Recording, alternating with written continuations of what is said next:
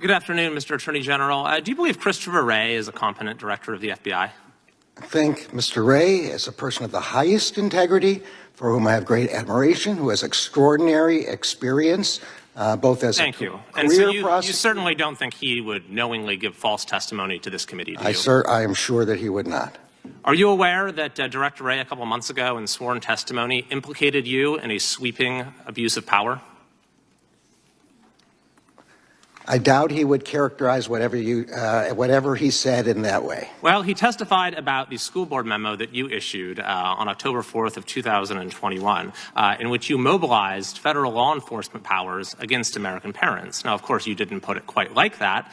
Instead, you found a pretext, which is stated right here in the first line of the memo. In recent months, there has been a disturbing spike in harassment, intimidation, and threats of violence against school administrators, board members, teachers, and staff. What was your basis for making that claim? I will say again, as I've testified numerous times in response to exactly the same question, that I saw numerous reports in the press of violence and threats. You saw reports in the press, and so you decided to instigate a nationwide law enforcement initiative? If I may be permitted to answer the question. Please. Numerous reports in the media of violence and threats of violence against school personnel of all kinds. Did you consult with the FBI director? We received a letter from the National Association of School Boards reporting. Yes, that letter contained anecdotes. It didn't contain data of an increase. Did you, yes or no, consult with the FBI director before issuing the memo? I don't believe I spoke with the FBI director, no. Why not? Why wouldn't you consult with the FBI director? Because the purpose of the memo, as is very clear from the memo, is to ask the FBI to assess the situation, to hold meetings, and to determine whether this was— Mr. Attorney General, you started with a conclusion that there was an increase in threats. Now, if you had bothered to consult with the FBI director, here's what he would have said. This is from his sworn testimony, that he was not aware of any such evidence. So my question to you, sir, sitting here today, is can you substantiate your claim that there was an increase? Of course, there will always be sporadic criminal activity in all quarters of society, but your claim was there was an increase. Can you substantiate that sitting here today?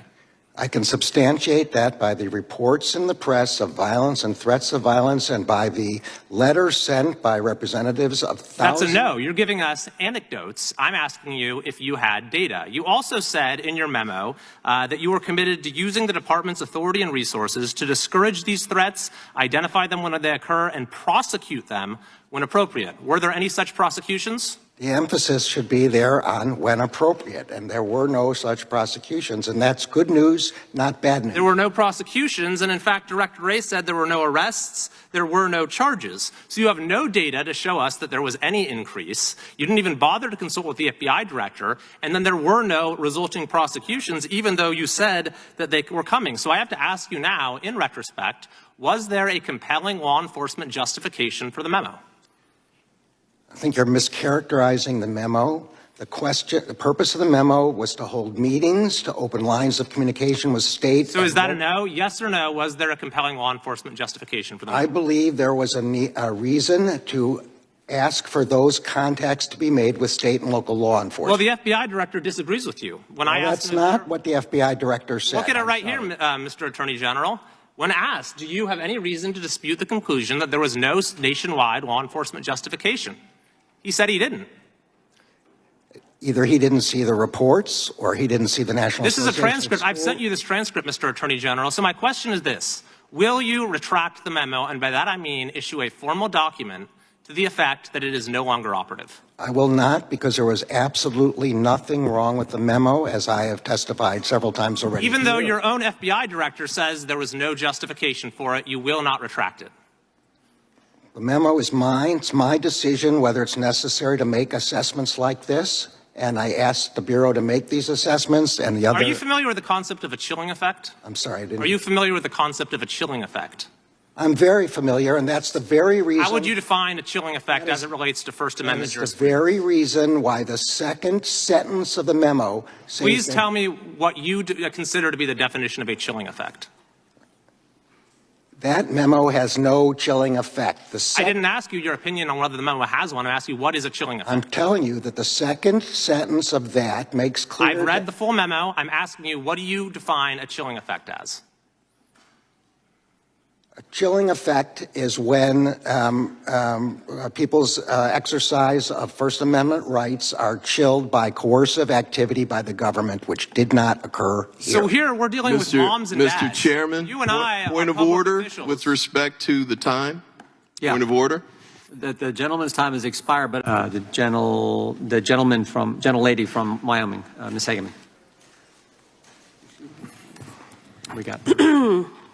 We have been investigating very serious charges made about your department and other elements of the Biden administration, which allege ignoring the law to protect political allies from being held accountable for their wrongdoing.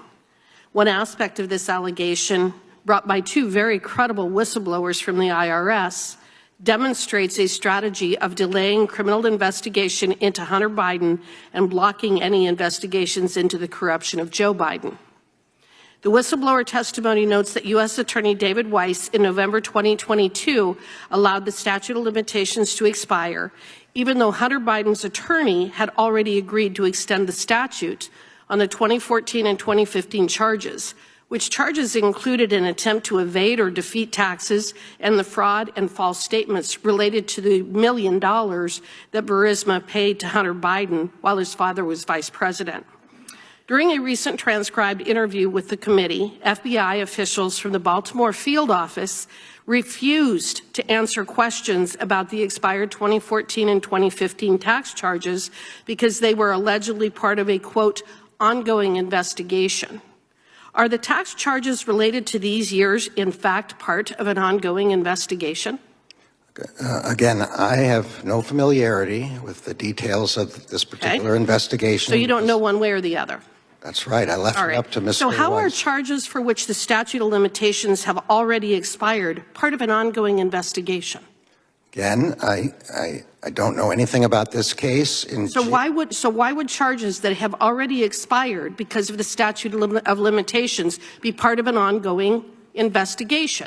To answer in the hypothetical, because I don't know the facts, often charges from previous times are used as part of an ongoing investigation to inform information about intent, about patterns and practices. Or other investigations? So are there other investigations into Hunter Biden where this information may become relevant? I think it's a matter of public record that there is a tax investigation of Mr. Hunter Biden with respect to other years. I don't Beyond the 2014 and 2015?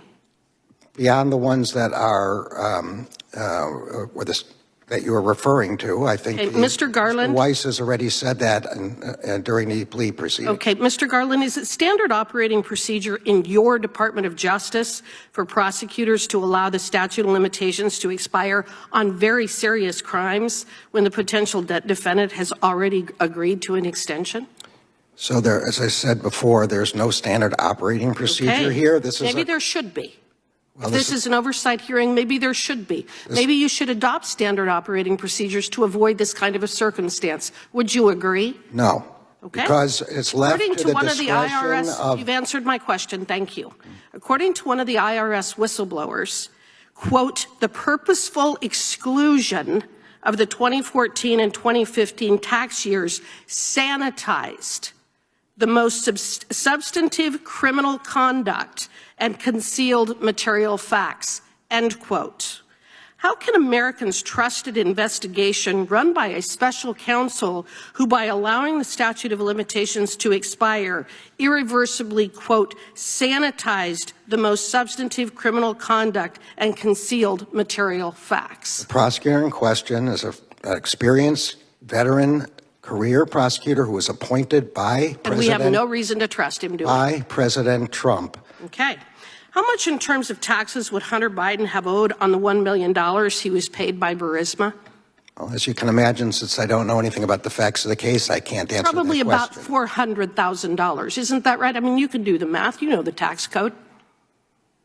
I don't know anything about the facts of this case, so I'm not able to do the math to apply it to And facts by failing to pay the taxes on those ill-gotten gains, what would the typical penalty have been, for example, if it was someone who didn't have the last name of Biden or a D behind their name? I'm sorry. These are all questions you'll have to direct to Mr. Weiss, and that Mr. Weiss will address in his final. By allowing the statute of limitations to lapse, did Mr. Weiss effectively gift the tax money Hunter Biden owed for the 2014 and 2015 tax years to Mr. Biden? To say again, the decisions about whether in this area and whether these allegations are correct are ones that Mr. Weiss will be able to answer. Mr. Garland, one of the things you have done over and repeated over and over and over again is that to point out that Mr. Weiss was appointed as U.S. Attorney by President Trump, yes, as though that somehow inoculates him from criticism by us. Is that really how this game is played? That if someone is appointed by a Republican, then they're supposed to be on the Republican team?